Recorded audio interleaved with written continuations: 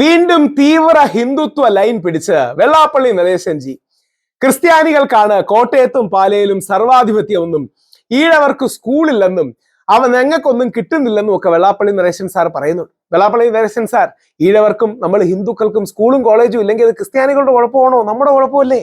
സാറിന്റെയും NSSന്റെയും രാഹുൽ ഈശ്വറിന്റെയും ബാക്കി സമുദായങ്ങളുടെയും നമ്മുടെ കുഴപ്പമല്ലേ ഇത്? അതിൽ മുസ്ലിങ്ങളെയും ക്രിസ്ത്യാനികളെയും കുറ്റം പറഞ്ഞിട്ട് എന്താ കാര്യം? ഇന്ന് മുസ്ലിം ലീഗ് മോശമാണ്, വീണ്ടും മലപ്പുറവും കോട്ടയവും എന്ന് പറയുന്നത്, മലപ്പുറം എന്ന് പറഞ്ഞാൽ മുസ്ലിം, കോട്ടയം എന്ന് പറഞ്ഞാൽ ക്രിസ്ത്യൻ.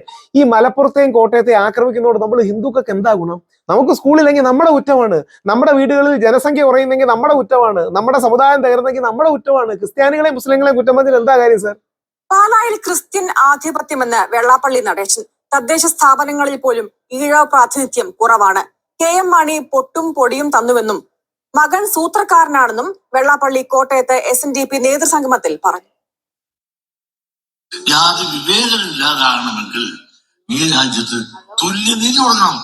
എന്തുകൊണ്ട് പാലായിൽ നമുക്ക് സ്കൂളോ കോളേജോ വല്ലതും ഉണ്ടാകും? ഒരു ചുക്കുമില്ല.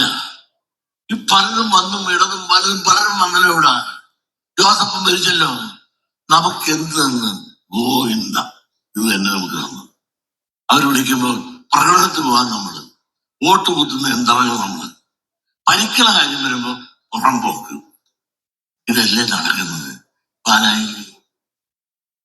ഈ ക്രിസ്ത്യാനികൾക്കേ സാറേ, ഞാൻ ചോദിച്ചോട്ടെ, ഈ ക്രിസ്ത്യാനികൾക്ക് ഗവൺമെന്റ് ആണോ സ്കൂൾ കിട്ടിക്കൊടുത്തത്? ക്രിസ്ത്യാനികൾ അവരുടെ കഴിവുകൊണ്ട് സ്കൂൾ ഉണ്ടാക്കിയല്ലേ?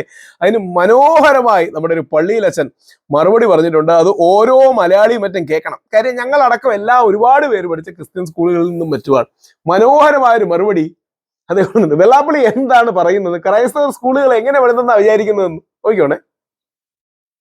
അല്ല, ഇങ്ങനെ മറുപടി കൊടുക്കുന്ന പള്ളിയിലച്ചന്മാർ വേണം. വെള്ളാപ്പള്ളി സാറിന്റെ സ്ട്രാറ്റജി ഇതൊന്നും അല്ല. വെള്ളാപ്പള്ളി സാറിന്റെ സ്ട്രാറ്റജി കോൺഗ്രസ് വരുന്നത് തടയുകയും CPM-നും BJP-ക്കും അനുകൂലമായ ഒരു നെറേറ്റീവ് ഉണ്ടാക്കുകയും ചെയ്യാൻ വേണ്ടിയിട്ടാണ്. ഭയങ്കര കൗതുകമുള്ള ഒരു കളിയാണ്. അതായത് BJP-യുടെ ഉള്ളിലെ ഒരു തീവ്രപക്ഷത്തിന് CPM വേണമെന്നാണ്, CPM-ന്റെ ഉള്ളിലെ ഒരു തീവ്രപക്ഷത്തിന് BJP വേണമെന്നാണ്.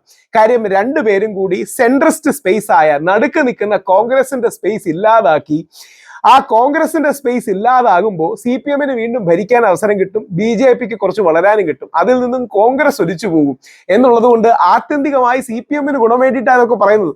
അതായത് എന്തായാലും BJP അടുത്ത 5-10 വർഷങ്ങളിൽ കേരളം ഭരിക്കുന്ന രീതി വളരുമെന്ന് BJP-ക്കാർ പോലും പറയുമെന്ന് എനിക്ക് തോന്നുന്നില്ല. ഒരു ഗുമ്മിന് വേണ്ടി 35 സീറ്റ് പിടിച്ച കേരളം ഭരിക്കാന്നൊക്കെ നമ്മുടെ സുരേന്ദ്രൻജി പറയുമെങ്കിലും, അല്ലെങ്കിൽ സജനചന്ദ്രൻ എമ്പുരാനിൽ പറയുമെങ്കിലും, അതൊന്നും പ്രാക്ടിക്കൽ അല്ല എന്ന് എല്ലാവർക്കും അറിയാം. അപ്പൊ യഥാർത്ഥത്തിൽ ഇതിന്റെ ഗുണഭോക്താവ് ആരാണ്? ഇത് ആർക്ക് വേണ്ടിയാ ചെയ്യുന്നത്? യഥാർത്ഥത്തിൽ CPM-ന് ഗുണം കിട്ടാനാണ്. കാര്യം അങ്ങനെ CPM-ന് ഗുണം കിട്ടി, അപ്പുറത്ത് കോൺഗ്രസ് വീക്കായി കുറച്ച് BJP വളർന്നാൽ CPM-ൽ നിന്നും വെള്ളാപ്പള്ളി നരേശൻ സാറിന് ഗുണം കിട്ടും, BJP-യിൽ നിന്നും BDJS-ൽ നിന്നും ഗുണം കിട്ടും. അങ്ങനെ അദ്ദേഹത്തിന് ഗുണം കിട്ടാനാണ്. അത് അദ്ദേഹം പറയുന്നുണ്ട്, വലിയ പഞ്ച് ഡയലോഗ്, മലപ്പുറത്ത് കത്തിച്ചത് എന്റെ കോലമല്ല, ഈഴവന്റെ കോലമാണ്. നല്ല സാറിന്റെ കോലം മാത്രമാണ് കത്തിച്ചത്. ലോക ഗുരുവായ ശ്രീനാരായണ ഗുരുദേവനെ ആദരിക്കാത്ത ഒരു മുസ്ലിമും ക്രിസ്ത്യാനിയും കേരളത്തിൽ കാണില്ല. ഗുരുദേവനെ നമ്മുടെ നാടിന്റെ ഏറ്റവും വലിയ ആത്മീയ നേതാവായി ആദരിക്കുകയും കാണുകയും ചെയ്യുന്നതാണ് ഈ നാട്ടിലെ ബഹുഭൂരിപക്ഷം ക്രിസ്ത്യൻ മുസ്ലിം വിശ്വാസികളും. അത് ഞാൻ ചുമ്മാ ഭംഗിക്ക് പറയുന്നതല്ല. പല ക്രിസ്ത്യൻ ലിറ്ററേച്ചറും വായിക്കുമ്പോൾ എത്ര ബഹുമാനത്തോടെയാണ് ശ്രീനാരായണ ഗുരുദേവനെ അഡ്രസ്സ് ചെയ്യുന്നത്. പല മുസ്ലിം ലിറ്ററേച്ചറും വായിക്കുമ്പോൾ ഗുരുദേവന്റെ കോൺട്രിബ്യൂഷൻസിനെ അഡ്രസ്സ് ചെയ്യുന്നത് അവർ നന്മ കൊണ്ടാണ്. അവര് ഈഴവരോട് ഒരു വിരോധമില്ല. സാറിന്റെ നിലപാടുകൾ, സാറിന്റെ BJP-ക്കും CPM-നും കൂടി ലാഭം ഉണ്ടാകുന്ന നിലപാടുകൾ, അല്ലെങ്കിൽ മലപ്പുറത്ത് ഹിന്ദുക്കൾക്ക് ശ്വസിക്കാൻ പറ്റുന്നില്ല എന്ന് തുടങ്ങിയ കള്ളങ്ങൾ പറയുന്ന കേൾക്കുന്നതിന്റെ വിഷമമാണ്. എനിക്ക് സാറിനോട് ബഹുമാനക്കുറവൊന്നുമില്ല, ആദരവാണ്. പക്ഷേ നന്മയില്ലാത്ത നിലപാട് പറയരുത്. ശ്രീനാരായണ ഗുരുദേവൻ പൊറുക്കില്ല. ശ്രീനാരായണ ഗുരുദേവനെ പോലെ യുഗപുരുഷനായ ഒരു മനുഷ്യൻ, നമ്മുടെ നാടിന്റെ ആത്മീയ ചൈതന്യമായി നിൽക്കുന്ന ശ്രീനാരായണ ഗുരുദേവൻ ഇന്ന് ക്രിസ്ത്യാനികളും മുസ്ലിങ്ങൾക്കും എതിരെ എന്തെങ്കിലും നിലപാടെടുക്കുമെന്ന് തോന്നുന്നുണ്ടോ? ഇന്ന് വെള്ളാപ്പള്ളി നടേശൻ സാർ ക്രിസ്ത്യാനികളും മുസ്ലിങ്ങളോടും വിദ്വേഷം പറയുന്നത് സാക്ഷാൽ ശ്രീനാരായണ ഗുരുദേവൻ ജീവിച്ചിരുന്നെങ്കിൽ അംഗീകരിക്കുമെന്ന് തോന്നുന്നുണ്ടോ? അതുമാത്രം എല്ലാ ഈഴവ സഹോദരങ്ങളും SNDP-ക്കാരും ഹിന്ദുക്കളും ഓർക്കുക. അദ്ദേഹത്തോട് എനിക്ക് സ്നേഹബുദ്ധിയാ പറയാനുള്ളത്. തീർച്ചയായും വെള്ളാപ്പള്ളി നടേശൻ എന്ന സമുദായ നേതാവിന് അദ്ദേഹത്തിന്റെ സമുദായത്തിന്റെ അവകാശങ്ങൾക്ക് വേണ്ടി പറയാൻ അവകാശമുണ്ട്. അതിനെ ഞങ്ങളൊക്കെ ബഹുമാനിക്കുന്നുമുണ്ട്. പക്ഷേ അതൊരു മറ്റൊരു സമുദായത്തെ ഇകഴ്ത്തി പറഞ്ഞോ, മറ്റൊരു സമുദായത്തിന്റെ അവകാശങ്ങളെ ഹനിക്കണമെന്ന് പറഞ്ഞ് ചെയ്യാൻ പാടില്ല. അപ്പൊ അദ്ദേഹം മുസ്ലിങ്ങളെയും ക്രൈസ്തവരെയും പേരെടുത്ത് പറഞ്ഞ് ഇകഴ്ത്തി പറയുന്നതായി ഞങ്ങളുടെ ശ്രദ്ധയിൽപ്പെട്ടു.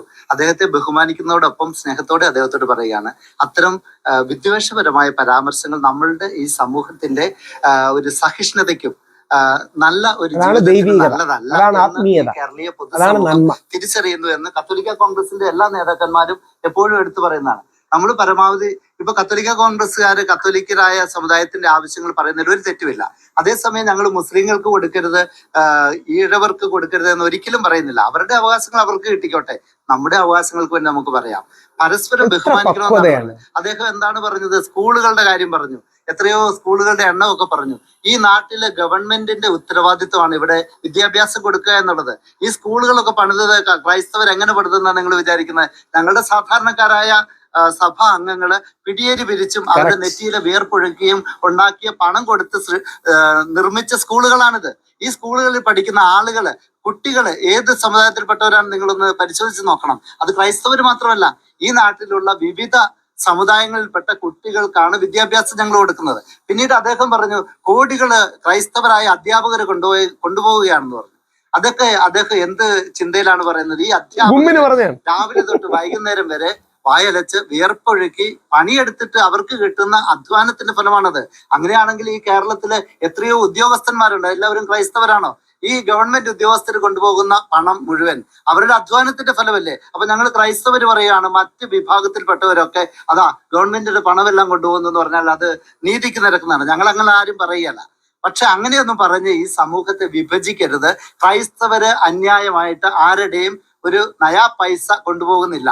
ഈ നാടിന്റെ നന്മയ്ക്ക് വേണ്ടിയാണ് ക്രൈസ്തവർ പ്രവർത്തിക്കുന്നത്.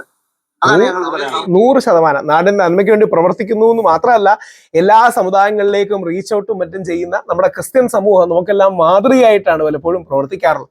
നമ്മൾ ഹിന്ദുക്കളും ക്രിസ്ത്യാനികളും മുസ്ലിങ്ങളും ഒരുമിച്ച് നിൽക്കണം. ഇത്തരം വിദ്വേഷത്തെ, വർഗീയതയെ, വിഭജനത്തെ ഒരു കാര്യവശാലും പ്രോത്സാഹിപ്പിക്കരുത്. ഈ അച്ഛൻ പറയുന്നത്, ആ അച്ഛൻ പറയുന്നതാണ് അതിന്റെ സത്യം.